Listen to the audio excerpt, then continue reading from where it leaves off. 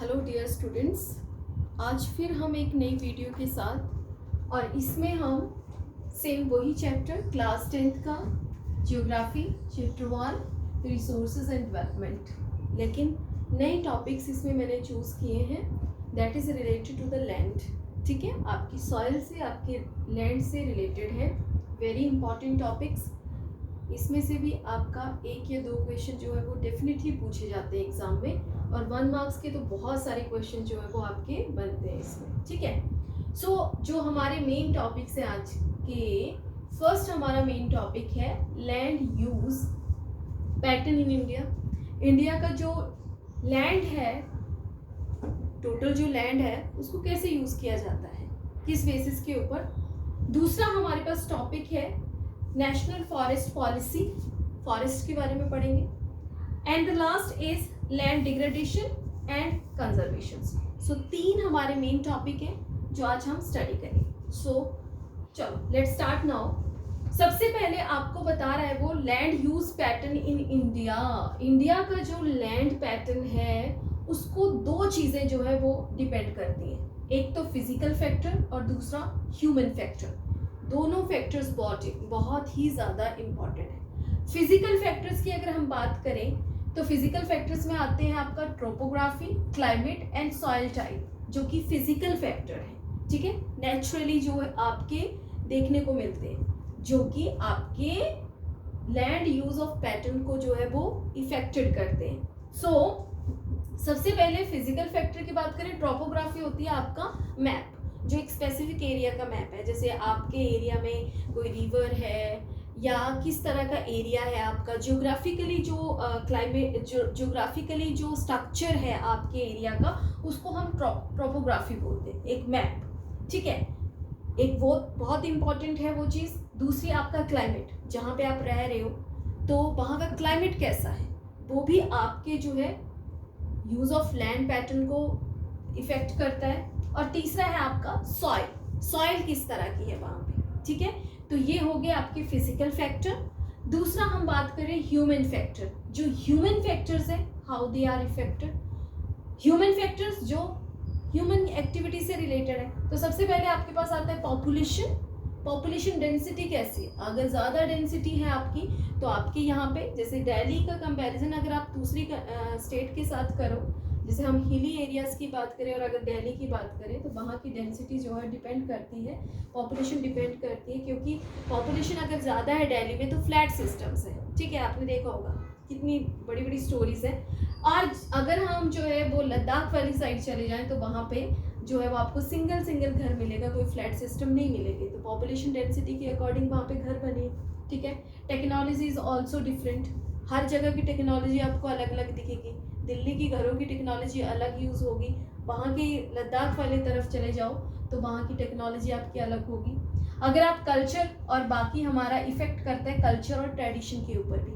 हमारे जो घर है, अगर आपने बच्चे विजिट किया होगा कभी तो आपने देखा होगा, आप केरला साउथ वाली तरफ चले जाओ तो उनके घर का जो स्ट्रक्चर होता है, जो वो बनाते हैं, उनका ट्रेडिशन, उनका कल्चर उसमें दिखता है।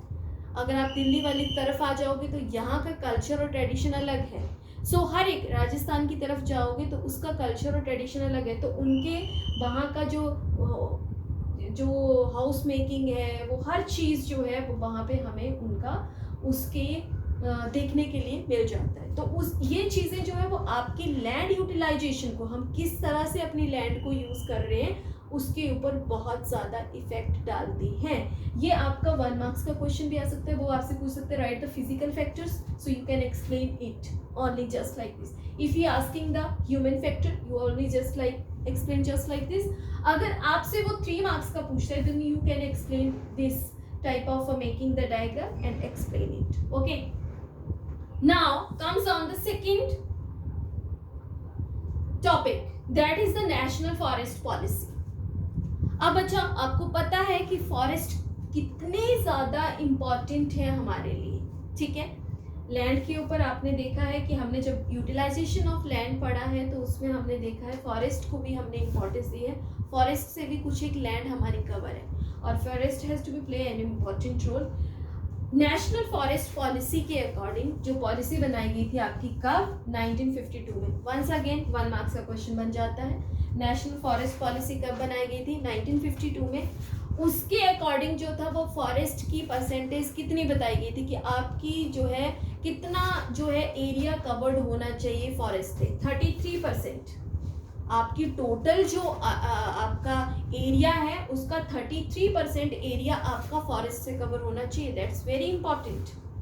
अब क्यों इंपॉर्टेंट है, why the government has to be making the policy, क्यों उसने ये पॉलिसी बनाई, क्यों इंपॉर्टेंट है। अब बच्चे आप बिल्कुल छोटी क्लास से ही हम फॉरेस्ट की जो है वो क्या पढ़ते आ रहे हैं, इम्पॉर्टेंस, फॉरेस्ट की इम्पॉर्टेंस, हर चीज़ आपको फॉरेस्ट से मिलती है। लेकिन हम इसमें कुछ एक पॉइंट्स कर लेते हैं अकॉर्डिंग टू द 3 मार्क्स। अगर ये क्वेश्चन पूछा जाता है कि क्वेश्चन आ सकता है कि नेशनल पॉलिसी कब बनाई गई थी और why they have to be recommended that कि 33% ही एरिया जो है वो फॉरेस्ट से कवर होना चाहिए। तो आप ये लिख सकते हैं because forest has to be play an important role in our life, it has to be maintain the ecological balance. Ecological balance अगर मेंटेन करते हैं वो आपके फॉरेस्ट करते हैं, ठीक है। आपके मॉनसून का टाइम पे आना, बारिशें होना, रेन होना, ठीक है। सो ये सारा कंट्रोल किया जाता है आपके फॉरेस्ट से। अगर फॉरेस्ट नहीं होंगे बेटा ये रेन वेन सब बंद हो जाएगा, हमारा जो वाटर साइकिल है वो ख़त्म हो जाएगा। So totally depend on forest. Forest इसमें बहुत ज़्यादा प्ले करते हैं role. Forest is the primary producer of the living organisms. जितना भी लिविंग ऑर्गेनिजम्स हैं हम डिपेंड हैं फॉरेस्ट के ऊपर। सांस हमें आ रही है, हम ऑक्सीजन ले रहे हैं फॉरेस्ट से, हम जो है वो वुड लेते हैं फॉरेस्ट से, जितनी भी जड़ी बूटियां हैं, दवाइयाँ बन रही है फॉरेस्ट से, है ना, ठीक है। तो और जितने भी आप देखोगे कि हमारे जो फॉरेस्ट हैं that has to be a very very important part for us. Tourism को इम्पोर्टेंस देते हैं आपके फॉरेस्ट, ठीक है। So the forest is a primary producers of the living organism. अगर हम फॉरेस्ट को हटा दें अपने अर्थ के ऊपर से तो we can't be live on the earth, you know very well about that, ठीक है। तीसरा आप ये भी दे सकते हो, save the species of the different species. जो हमारे एनिमल्स की हैं, प्लांट्स की हैं, उनको कौन कंजर्व करके रख रहा है बेटा, फॉरेस्ट। अगर फॉरेस्ट हैं तो हमें हमारी जो डिफरेंट तरह की जो स्पीसीज एनिमल्स की वो सिर्फ और सिर्फ सर्वाइव कर रही हैं सिर्फ फॉरेस्ट में, क्योंकि वो एक वाइल्ड एनिमल्स है जो सिर्फ और सिर्फ बहुत डिफरेंट तरह के आपको इंसेक्ट्स जो हैं वो देखने के लिए सिर्फ और सिर्फ फॉरेस्ट में मिलेंगे, ठीक है। तो ये जो है सेव करता है, प्रोटेक्ट कर रहा है, उनको कंजर्व कर रहा है, किसको, different types of the species of the animals as well as the plants also. आपकी जड़ी बूटियाँ जो करोड़ों साल पहले की चली आती जा रही हैं, the human being has to be not to be protect them. अगर ये जंगल ख़त्म हो जाए तो इंसान उनको कैसे प्रोटेक्ट करेगा, वो प्रोटेक्ट हैं, वो सेव है क्योंकि जंगल है। तो forest is a very important part of our life. ये 3 आप एग्जांपल दे करके 3 आप जो है इन 3 मेन पॉइंट से आप एक्सप्लेन कर सकते हो कि why the forest is very important and why the government has to making the policy 1952 that the forest जो है वो आपके 33% होने चाहिए। 33% होने का मतलब है कि आपको जो है फॉरेस्ट की इतना जो है 33% आपका टोटल एरिया का 33% फॉरेस्ट से कवर होना चाहिए, तभी आपकी ये चीज़ें जो है वो प्रॉपर बैलेंस में चल सकती हैं। Now comes on the third main topic that is related to the land degradation and land conservation, ठीक है। अगर हम लैंड डिग्रेडेशन और लैंड कंजर्वेशन की बात करेंगे बच्चा, सो ये पता चल रहा है डिग्रेडेशन मतलब लैंड को डिग्रेडेशन होना, नष्ट होना, एक तरह से खराब होना, डिग्रेड हो जाना। और दूसरी बात हम करते हैं कंजर्वेशन की, लैंड को सेव करके रखना, प्रोटेक्ट करके रखना, ठीक है। इन दोनों चीज़ों के बारे में अब पहली बात हम डिग्रेडेशन के बारे में पढ़ेंगे। डिग्रेडेशन कैसे हो रहा है, क्या रीज़न है इसके पीछे कि हमारी जो सॉइल है वो डिग्रेड हो रही है। I have to making the one chart here. इसमें मैंने क्या बताया है, मेन फैक्टर जो हमारी लैंड को डिग्रेड कर रहे हैं बेटा, जो हमारी लैंड को जो है वो उसकी क्वालिटी को उसको जो है वो डिस्ट्रॉय कर रहे हैं, उसके पीछे है आपका वाटर जो फ्लड आते हैं रिवर्स में। वाटर जो है वो मोस्टली हमारी लैंड को क्या कर रहा है, डिस्ट्रॉय कर रहा है, ठीक है। उसकी क्वालिटी को या उसकी जो है सॉइल को खराब कर रहा है, कितना, 56%, ठीक है। 56% जो वाटर जो है वो आपका डिग्रेडेशन कर रहा है, किसकी, that is the main point for the degradation of the land. Second हम पढ़ रहे हैं फॉरेस्ट. फॉरेस्ट क्या कर रहे हैं, फॉरेस्ट की वजह से तो नहीं हो रहा है, फॉरेस्ट को लोग क्या कर रहे हैं, उसको काट रहे हैं, एक स्पीड के साथ उसको काट रहे हैं, क्योंकि लैंड तो बची नहीं लोगों के पास, पॉपुलेशन बढ़ती जा रही है, रहने के लिए मकान चाहिए, रहने के लिए जमीन पे घर बनाएंगे, ठीक है. सो अपने यूज के लिए वो फॉरेस्ट को जो है वो काटते जा रहे हैं, और that is also the one reason for, इसके लिए जो फॉरेस्ट डिग्रेडेशन जो हो रहा है, फॉरेस्ट जो आपके डिग्रेड हो रहे हैं area, that is also for the degradation of the land. जैसे आप फॉरेस्ट को काटते होगे बेटा, आपकी जो लैंड है वो धीरे धीरे पानी के साथ फ्लो करना शुरू कर देगी, बहना शुरू कर देगी. थर्ड हम पढ़ रहे हैं wind. Wind is also responsible for it. आपने देखा होगा बहुत बड़े बड़े खेत हैं, ठीक है, और जब हवा चलती है तो मिट्टी उसके साथ उड़ना शुरू हो जाती है बड़े बड़े ग्राउंड्स पे, आपने देखा होगा. तो mostly that is also the reason for degradation of the land. तो विंड भी रीजन बनती है आपकी डिग्रेडेशन ऑफ द लैंड पे.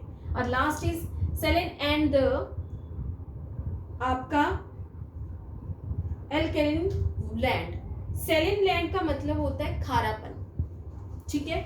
ये जो खारापन है, अब हर पानी जो है हर जगह आपको एक जैसी क्वालिटीज का पानी नहीं मिलेगा. कुछ एक पानी ऐसा होता है, मोस्टली सिटीज में आपने देखा होगा पानी की क्वालिटी बहुत ज़्यादा ही जो है वो यूजेबल नहीं होती है, ठीक है. आरओ सिस्टम हमने लगा रखे हैं. तो ये जो होता है सेलिन मतलब खारापन जो है वो वाटर में जो होता है, जब हम वो प्लांट्स में डाल रहे हैं तो that is also reason for the degradation of the soil. वो सॉइल को डिग्रेड करता है, खराब कर देता है, क्योंकि खारा पानी आप डालोगे तो जो नमक है उसके उस पानी में जो प्रेजेंट है, that is also the reason for the degradation of the land, ठीक है. तो ये मेन रीजंस है. अब इसमें जो है कुछ एक आपके एनसीईआरटी में एग्जांपल्स भी दिए हैं. जैसे बेटा आपके कुछ एक स्टेट्स हैं, जैसे झारखंड है, मध्य प्रदेश है, and he said that Odisha deforestation due to the mining. मैंने बताया था कि हमारा जो है मेनली रिसोर्सेज जो होते हैं झारखंड, ठीक है, झारखंड आपका हो गया, मध्य प्रदेश हो गया, तो छत्तीसगढ़, इन स्टेट्स में मोस्टली हमारा जो माइनिंग होता है, क्योंकि वहाँ से हम रिसोर्सेज को बाहर निकालते हैं, ठीक है.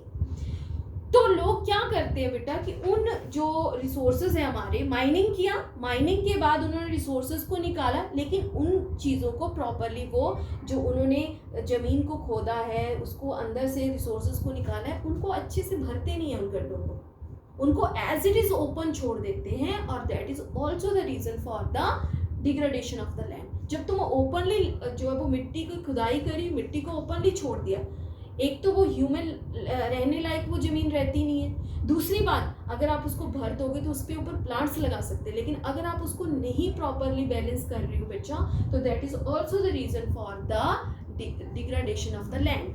हवा से भी मिट्टी उड़ेगी, पानी से भी मिट्टी बहेगी, और जो है वो हर तरह से जो है वो वाटर फ्लोइंग में वो सारी की सारी मिट्टी बहना शुरू हो जाएगी. तो that is also the reason for the degradation, ठीक है. एग्जाम्पल आप यहाँ से दे सकते हो कि you can give that is one point in the mostly in the state of Chhattisgarh, Madhya Pradesh and Jharkhand. These are the state mainly for use for mining, and after mining the people has to be not recovered and balance that soil properly.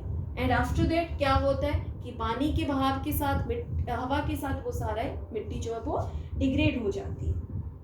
इसके अलावा वो बोल रहे हैं राजस्थान हो गया, मध्य प्रदेश हो गया, मोस्टली वहां पे लोग क्या करते हैं, ओवर ग्रेजिंग कराते. ओवर ग्रेजिंग भी एक रीजन है हमारे डिग्रेडेशन का, डिग्रेडेशन ऑफ लैंड. अब कैसे हो रहा है बेटा ओवर ग्रेजिंग की वजह से, क्योंकि ओवर ग्रेजिंग में क्या होगा, जैसे पशु वहाँ पे हम उनको ग्रेज करने के लिए छोड़ देते हैं, तो वो क्या करते हैं, दैट इज द एनिमल, वो ह्यूमन बीइंग जैसा उनको पता नहीं है कि क्या करना है, और ह्यूमन बीइंग अपनी लापरवाही में उनको छोड़ करके आ जाता है. वो क्या करते हैं, वो उस छोटे छोटे घास को निकाल करके खाते हैं, और they have to be uprooted from the roots, ठीक है. रूट से बाहर निकल आता है, जब रूट से बाहर निकल आएगा तो वो खराब हो गया. फिर जब रूट्स ने ही तो हमारी सॉइल को पकड़ के रखा है, जब रूट से वो घास निकल जाएगा आपका ग्रास, तो वो जो है अपरूटेड होने की वजह से वो ग्राउंड भी क्या हो जाएगा, पानी के साथ, हवा के साथ उड़ना और बहना शुरू हो जाएगा, ठीक है. सो ओवर ग्रेजिंग हो रही है बहुत ज़्यादा. अब ये बोल रहे हैं कि स्टेट लाइक पंजाब और हरियाणा, आपको पता है यूपी एक ऐसे स्टेट है जहाँ पे हमारी मोस्टली एग्रीकल्चर होता है। एग्रीकल्चर के लिए पानी चाहिए होता है। हम क्या करते हैं कि पानी लगाते हैं उसमें, और पानी इतना लगाते हैं बच्चा कि that is also the degradation of the water. पानी छोड़ करके लोग चले जाते हैं, खेतों में छोड़ दिया पानी और वो ओवरफ्लो हो रहा है पानी, ठीक है। So that is also leading to the degradation of the land and as well as this water is not you said that कि ये पानी जो है सेलिन वाटर भी हो सकता है, और इसकी वजह से सेलिनिटी होने की वजह से, खारापन होने की वजह से ये हमारे सॉइल की जो फर्टिलिटी है उसको भी खराब कर रहा है, ठीक है। इसके अलावा ये क्या बोलता है, जहाँ पे सीमेंट इंडस्ट्रीज है आपकी, ठीक है, जहाँ पे सीमेंट इंडस्ट्रीज है that is also polluted to the environment. इतनी मिट्टी उड़ाते, इतनी धूल उड़ाते हैं बच्चा कि वहाँ पे आप अगर आसपास में ट्रीज है तो उनकी पत्तियों का जो कलर है, लीव्स का जो कलर है वो हमें पता ही नहीं चलता है, इतनी ज़्यादा मिट्टी उड़ती है। ना कोई वहाँ पे रह सकता है, ना तो वहाँ पे जो है वो इतना ज़्यादा जो है वो क्लाइमेट हमारा जो है वो ख़राब हो जाता है, एटमॉस्फेयर ख़राब होता है, प्लांट्स के ऊपर जो मिट्टी बैठ जाती है, और अगर बारिश ना हो टाइम से तो वो सारे के सारे प्लांट्स भी खराब हो जाते हैं, ठीक है। तो that is also the reason for the degradation of the land. Okay, so ये जो है आप ये कर सकते हैं, add the degradation of the land, ठीक है। कैसे? माइनिंग सिस्टम से हो रहा है हमारा, माइनिंग सिस्टम इतना हो रहा है कि उसको प्रॉपरली कवर नहीं किया जा रहा है, that is also reason. Mining हो गया आपका, उसके आगे ओवरग्रेजिंग हो गया, ओवरग्रेजिंग आप करवा रहे हैं उसकी वजह से हो रहा है। आपका जो है वो वाटर जो हम लगा रहे हैं अपनी फसल में, ठीक है, सो इरिगेशन सिस्टम जो हम कर रहे हैं वो भी ओवरफ्लो कर देते हैं, और वो वाटर भी जो है that is also not for good, that is the present of the saline water due to that कि सॉल्ट जो क्वांटिटी होती है, सॉल्ट जो उसमें है वाटर में, वो भी हमारी जो सॉइल की फर्टिलिटी को जो है वो खराब कर रहा है। तो ये कुछ आप रीज़न जो वो इसमें लिख सकते हैं, बहुत ईजी है। क्यों?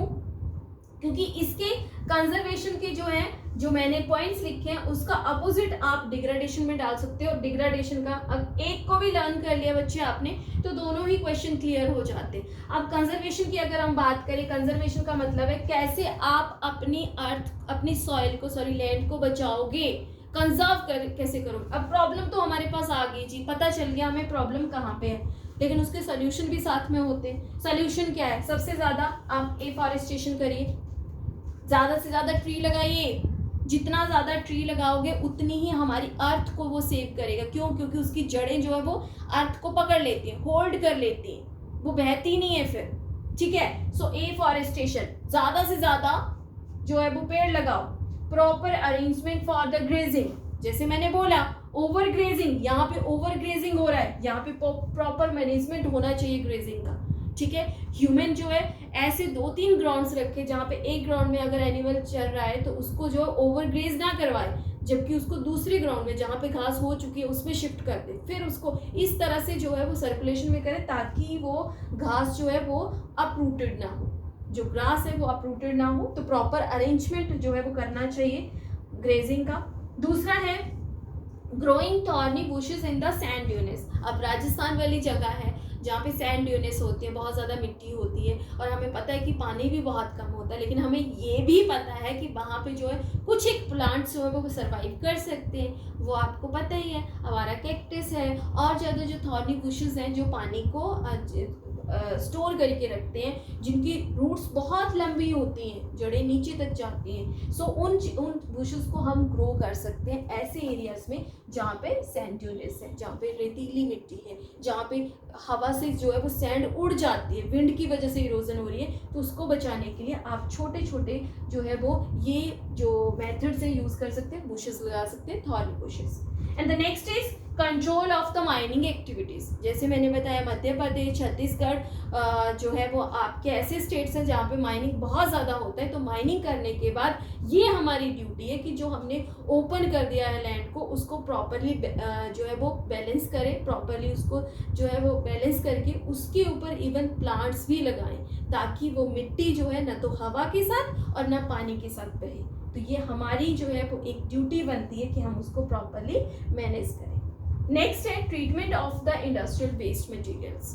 अब इंडस्ट्री से इतना गंदा जो है वो केमिकल वाला वाटर, केमिकल वाले मटेरियल्स निकल रहे हैं, सो ओपनली आप उसको लैंड के ऊपर स्प्रेड ना करें, ओपनली उसको रिवर्स में ना डालें, बल्कि उसको प्रॉपरली ट्रीटमेंट करके, ठीक है, हम उसको जो है जो आपका मटेरियल है उसको ट्रीटमेंट करके प्रॉपरली जो है वो then we can flow it, ठीक है। सो इसकी वजह से हमारा जो सॉइल जो डिग्रेडेशन हो रहा है उसको हम कंट्रोल कर सकते हैं। सो आई होप कि आपको समझ में आया होगा बेटा आज की topics, that is very very important. एक टॉपिक और मैंने इसमें ऐड किया था, दैट इज़ इंडिया के एरिया के बारे में वो पूछ सकता है कि इंडिया का एरिया जो है वो हमारे पास कितना है, 3.8 मिलियन स्क्वायर किलोमीटर है, आपने 9th में भी पढ़ा था। और इसको मैंने एक डायग्राम के शो आपको बताया हुआ है कि इंडिया का एरिया, टोटल एरिया 3.28 है। अकॉर्डिंग टू द डाटा हमें ये पता चलता है कि हम इंडिया का जो टोटल एरिया है बेटा उसका सिर्फ और सिर्फ 93% ही यूज़ कर रहे हैं, और उस यूज़ कर रहे हैं मतलब यूज़ तो पूरा ही कर रहे हैं, लेकिन हमारे पास एक डाटा है प्रॉपरली 93% का, लेकिन 7% डाटा जो वो हमारे पास नहीं है, जिसको हमारी नहीं पता है कि वो जो है वो प्रॉपरली यूज्ड कैसे हो रहा है, कैसे यूटिलाइज हो रहा है। तो उसमें जो है जो आपकी एनसीईआरटी में according to that I told you कि आई टेल यू दैट कि इसमें जो है हमारे जो नॉर्थ ईस्ट स्टेट्स हैं मेनली, जिसमें आसाम आता है हमारा, उसका कुछ एक हिस्सा जो है वो अभी हमें क्लियर नहीं है कि उसका जो कुछ एक पार्ट है वो कैसे हम यूज़ कर रहे हैं, that's not to be clear. और सेकेंड है हमारे पास जे.एंड.के का तो आपको पता ही है, देयर इज द रीज़न, जो हमारा पड़ोसी जो कंट्रीज़ है, हमारी नेबरिंग कंट्रीज़ है, चाइना और पाकिस्तान के साथ जो वो चला रहता है, वो बोलते हैं हमारा है, हम बोलते हैं हमारा है, तो due to this reason that's not clear. So 7% area जो है वो हमें नहीं पता है प्रॉपरली कि हम जो है वो फुली क्लियर नहीं है कि हम उसे किस तरह से यूटिलाइज कर रहे हैं, बल्कि 93% जो है वो डाटा हमारे पास फुली क्लियर्ड है कि how we have to be use that area in India. So question 1 marks का आ सकता है, वो 2 स्टेट्स बताइए जिसका 7% कितना एरिया हमारे पास प्रॉपर नहीं है, 7% है, कौन सी स्टेट है, Assam and Jammu and Kashmir, okay. And how much area we have to be fully know about that, how to utilize, that is 93%, okay. India का एरिया कितना है, 3.28 square kilometre. So this is the also one question I told you that, okay. So I think कि आपको समझ में आया होगा बेटा आज का topic, and you see this video and clear all the problems that you face, ठीक है। thank you so much for watching।